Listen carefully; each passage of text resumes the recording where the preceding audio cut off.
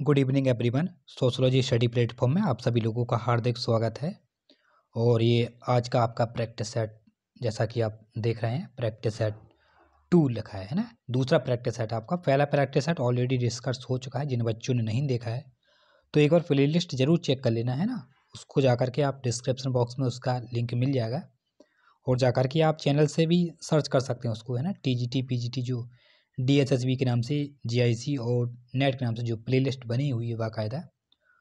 Okay, तो start करें हम आज की क्लास। और जो बच्चे इस प्लेटफॉर्म पर नए बच्चे जो जुड़ते हैं उनको बता दें वो इस चैनल को जरूर सब्सक्राइब कर लें, क्योंकि आने वाले वीडियो बहुत ही लाभदायक होने वाले हैं आपके लिए, है ना। और सभी लोग एक बार फिर से लाइक कर देंगे सेशन को। लाइक बहुत कम बच्चे करते हैं भाई, क्या बात है। इतने उत्साह के साथ हम पढ़ाते हैं और उतने उत्साह के साथ आप जो है लाइक नहीं करते सेशन को, है ना।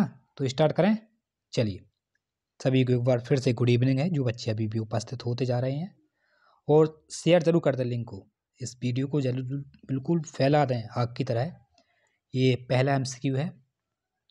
जनरीतियाँ रूढ़ियों बन जाती हैं। जब जनरीतियाँ होती हैं वह रूढ़ियाँ बन जाती हैं, कब बन जाती हैं? एक है आपका, पूर्ति समूह के कल्याण के लिए आवश्यक एवं उत्तरदायी समझी जाने लगती हैं। बी कह रहा है आपका, यानी कि दूसरा कह रहा है, समाज में अपनी रीतियों के उल्लंघन के प्रति भी अधिक सहिष्णुता प्रकट होने लगती है। तीसरा आपका, लोगों यानी कि जो लोग होते हैं उनके उपहास और हल्की आलोचनाओं जैसे औपचारिक जैसे अनौपचारिक होती है ना, अनुशासनों का उल्लंघन करते हैं या अवलंबन करने लगते हैं। और चौथा कह रहा है आपका, उचित एवं अनुचित संबंध, नैतिकता के विचार उनके या उनसे जुड़ जाते हैं। इधर आपका कूट लेखन के हिसाब से आप आंसर दे सकते हैं बेटा।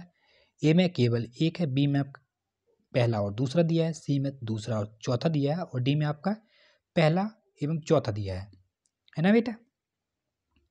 चलिए, सभी को गुड इवनिंग है भाई, जो क्लास में उपस्थित होते जा रहे हैं। सेशन को लाइक जरूर कर दें, और जो नए हैं वो चैनल को सब्सक्राइब कर लें, है ना, क्योंकि बहुत ही यूज़फुल आपके लिए क्लास होने वाली है। खास करके DSSB के लिए जो वैकेंसी आई है PGT की, है ना, और UP PGT में जो वैकेंसी डली हुई है, आप लोगों ने कई बच्चों ने फॉर्म डाला है और सोच रहे हैं कि पेपर कब होगा।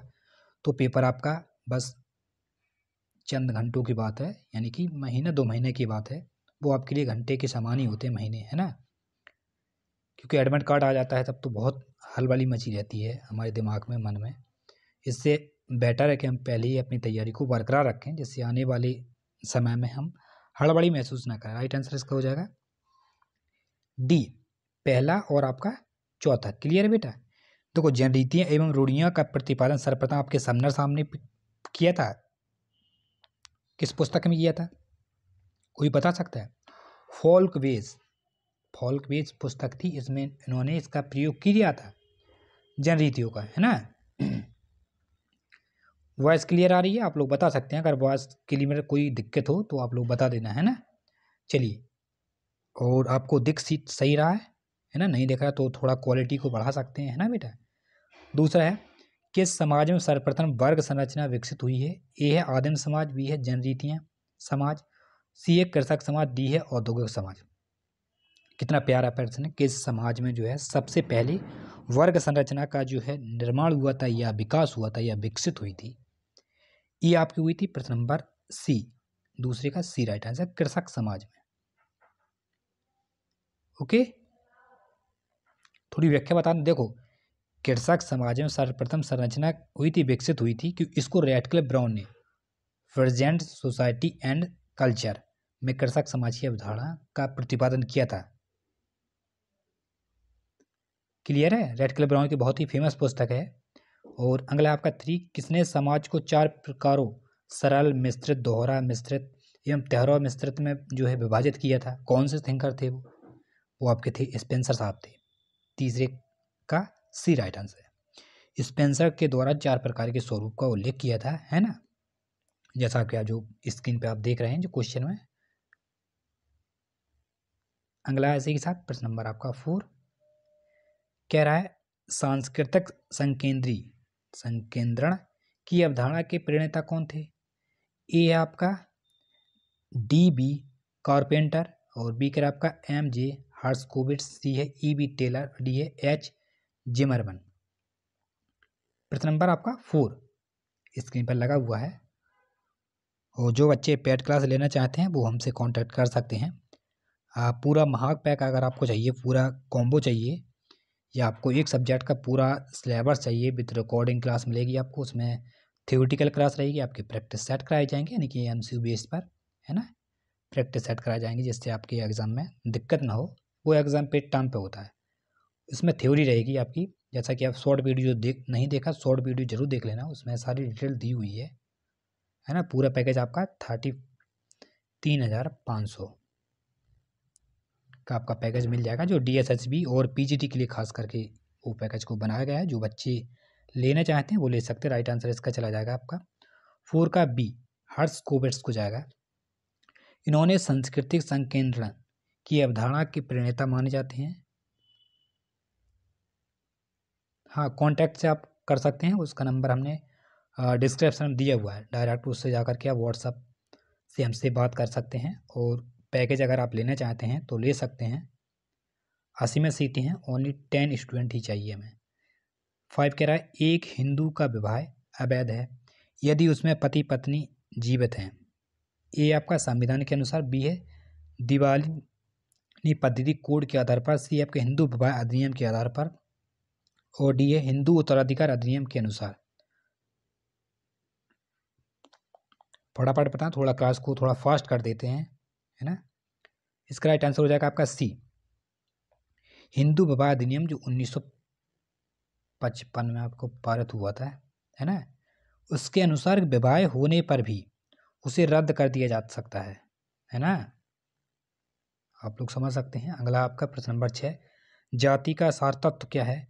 ए है जजमानी व्यवस्था, बी है एक पदक्रम में अनुवांशिकी समूहों की क्रमबद्धता व्यवस्था, सी आपका समूहों के मध्य विभेद, और डी है उच्च परिस्थिति समूह के प्रवेश का निर्धारण। प्रश्न नंबर 6,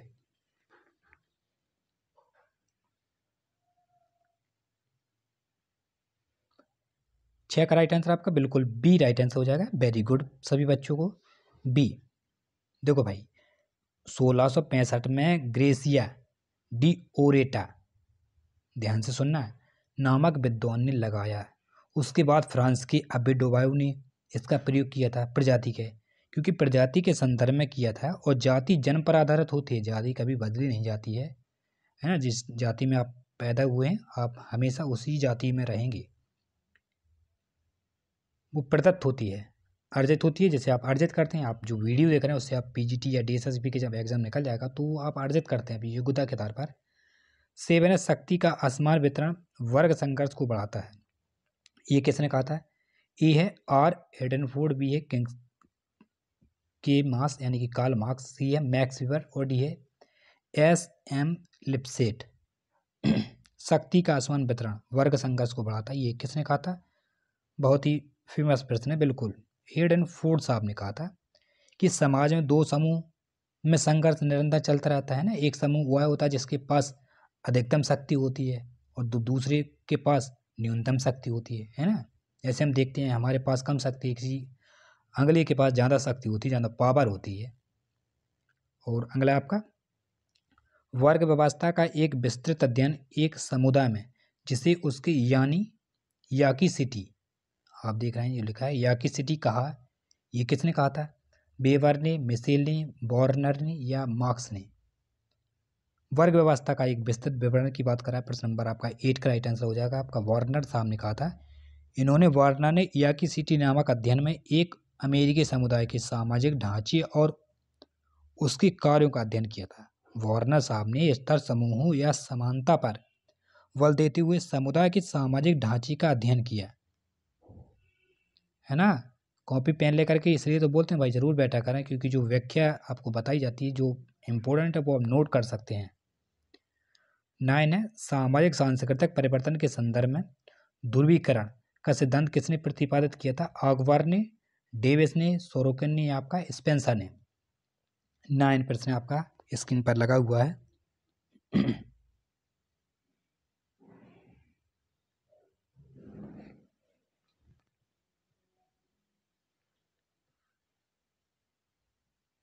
बिल्कुल 9 का राइट आंसर हो जाएगा स्पेंगलर। स्पेंगलर ने की पुस्तक बहुत फेमस पुस्तक है the decline of the post, नहीं बेस्ट है, the decline of the west में ध्रुवीकरण का सिद्धांत प्रस्तुत किया था। ओके, अगला आपका प्रश्न नंबर 10, किसने क्रिया की अवधारणा को तार्किक एवं अतार्किक में बांटा है? वेबर, मार्क्स, पेरेटो या आपके पार्सन्स? फटाफट बताएं। प्रश्न नंबर 10 का राइट आंसर आपका चला जाएगा सी, पेरेटो सामने दिया था। पेरेटो ने क्रिया की अवधारणा को तार्किक एवं अतार्किक में बांटा था। इनकी फेमस पुस्तक है माइंड एंड सोसाइटी में भ्रांति तर्क की अवधारणा प्रस्तुत की थी।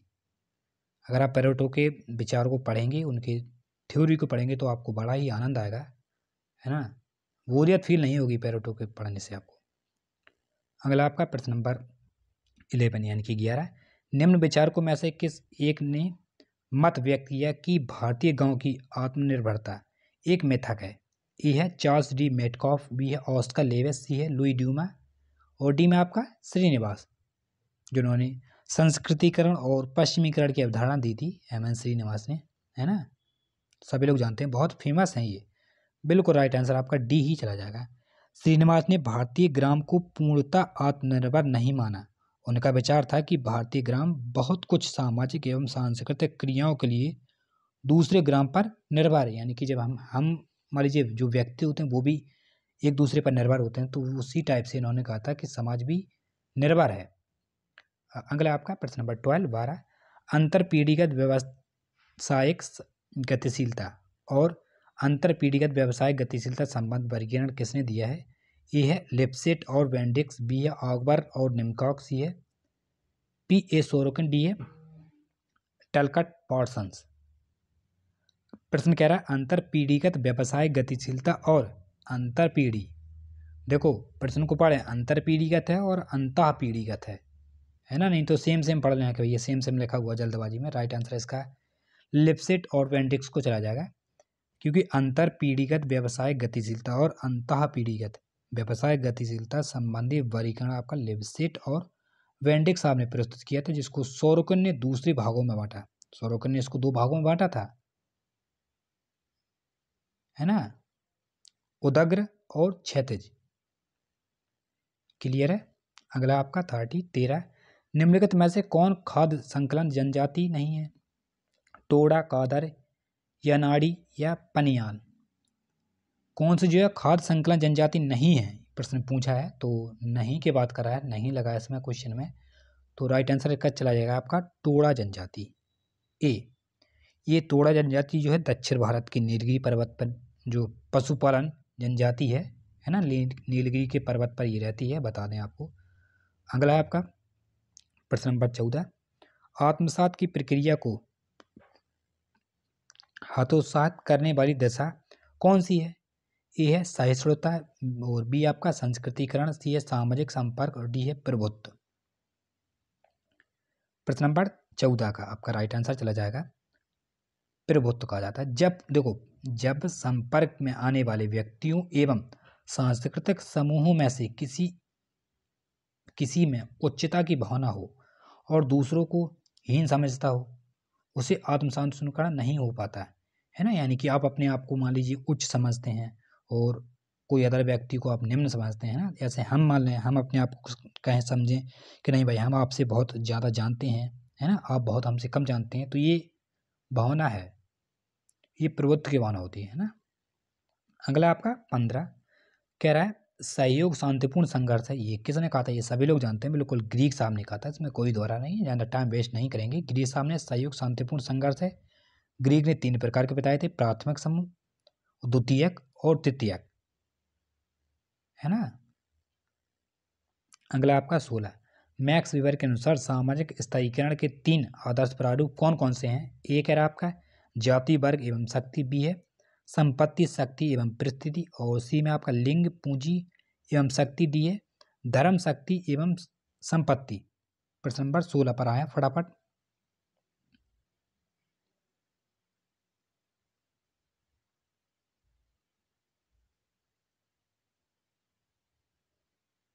सोलह का राइट आंसर आपका चला जाएगा बिल्कुल संपत्ति, शक्ति और परिस्थिति, क्योंकि सामाजिक स्तरीकरण के ये 3 आदर्श प्रारूप हैं, संपत्ति, शक्ति और परिस्थिति। सोरोकिन ने भी इन्हीं पर वर्णन किया था सोरोकिन साहब ने, है ना, इन्हीं तीनों पर। अगला आपका 17 कह रहा है कारखाना व्यवस्था में सबसे महत्वपूर्ण उत्पादन कारण है। ए है जोखिम, बी है श्रम, सी है पूंजी और डी है कच्चा माल।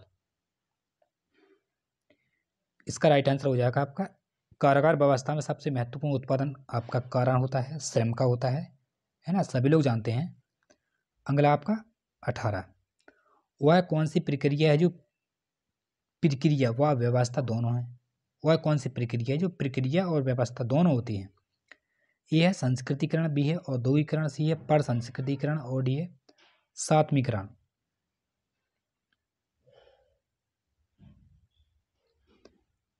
प्रश्न नंबर 18 आपका राइट आंसर आपका हो जाएगा इसका डी सात्मीकरण। देखो सात्मीकरण सामाजिक एवं सांस्कृतिक एकीकरण की प्रक्रिया होती है जो आप आत्मसात करते हैं, यानी कि धीमी गति से होता है ना, अवेतन रूप से चलता है या अवेतन रूप से होता है या आपका अचेतन रूप से होता है, क्योंकि संघर्ष से एकीकरण प्रथम चरण है और आत्मसात से अंतिम चरण माना जाता है ना। समझ रहे हैं आप लोग? चलिए अच्छी बात है। अगला प्रश्न है निम्न में से कौन समाज को एक संतुलित व्यवस्था के रूप में देखता है। ए है ई.बी. टायलर और बी आपका आर हेडरफोर्ड, सी है बी पेरेटो, डी है किंग्सली के कोजर।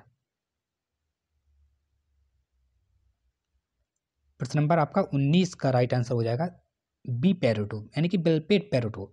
पेरेटो ने समाज की एक ऐसी संतुलनशील व्यवस्था के रूप में की है जिसकी संपूर्णता परस्पर निर्भर भागों से बनी है। एक में परिस्थिति परिवर्तन तो संपूर्ण व्यवस्था में परिवर्तन होता है ना। अगला आपका 20 निम्नलिखित में से कौन सी गांधी राज्य की अवधारणा है। धर्म तंत्र, प्रजातंत्र या सहकारी विकेंद्रीकरण या स्वराज। प्रश्न नंबर 20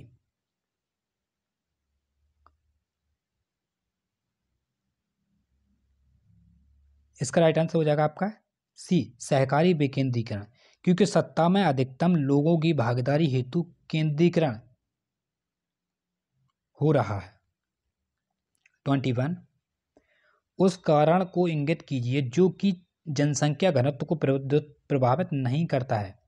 प्रदूषण, जलवायु, भूमि की उर्वरता या स्थल की सतह। प्रश्न नंबर 21 बिल्कुल प्रदूषण नहीं करता है ना, जनसंख्या घनत्व को प्रभावित नहीं करता है। और अगला आपका देखिए 22 है, इधर आपका कूट लेखन दिया हुआ है ना। चलो पहले प्रश्न को पढ़ लेते हैं, कथन और कारण। ये रहा आपका, जैसे कथन कह रहा है आपका ये है जनजातीय समाज राज्यविहीन समुदाय होते हैं। कारण कह रहा है आपका क्योंकि उनमें औपचारिक सरकार नहीं होती है। फिर से पढ़ लें, कारण कह रहा है जनजातीय समाज राज्यविहीन समुदाय है, तर्क कह रहा है क्योंकि उनमें औपचारिक सरकार नहीं होती है। और इधर चलें आप, ये आपकी रहे, ये चारों ऑप्शंस हैं आप देख सकते हैं। ए कह रहा है ए तथा आर दोनों ठीक हैं, आर ए की सही व्याख्या। बी कह रहा है ए ठीक है परंतु आर ठीक नहीं है, आर ए की सही व्याख्या नहीं है। सी कह रहा है आपका ए और आर दोनों आंशिक रूप से ठीक हैं। डी कह रहा है ए ठीक नहीं है परंतु आर ठीक है। प्रश्न नंबर 22 का राइट आंसर आपका आई थिंक बता दें, बिल्कुल दोनों राइट आंसर हैं आपकी, क्योंकि राज्य और औपचारिक सरकार आगुनिक समाज की विशेषता है, ना कि जनजातीय समाज की। क्लियर है बेटा? और आज की क्लास आपकी जो है यहीं पर हम समाप्त करते हैं और कल आपके सामने हम लेकर के आएंगे नेक्स्ट एपिसोड आपका 23 से चलेगा, है ना। ये कल का प्रश्न यहाँ से स्टार्ट होगा। और आपको बता दें जिन बच्चों को पैड क्लास ज्वाइन करना है, फुल सिलेबस जो DSSB का और PGT का, तो ज्वाइन कर सकते हैं। आपको फीस जैसा कि पता है ही 3500 रुपये है। ओके बेटा, और जिसमें आपको नोट्स मिलेंगे, आपको जो PDF मिलेगी वो उसके अकॉर्डिंग, लेक्चर के अकॉर्डिंग, है ना। MCQ बेस कराए जाएंगे आपको और बहुत सी सुविधाएं मिलेंगी। जो आपके डाउट रहते हैं मन में चलते रहते हैं कि कैसे होगा, क्या क्या पढ़ना होगा, तो वो हमारी रिस्पॉन्सिबिलिटी होती है। ओके, चलो फिर मिलते हैं नेक्स्ट लेक्चर में। अपनी पढ़ाई को बरकरार रखें। धन्यवाद।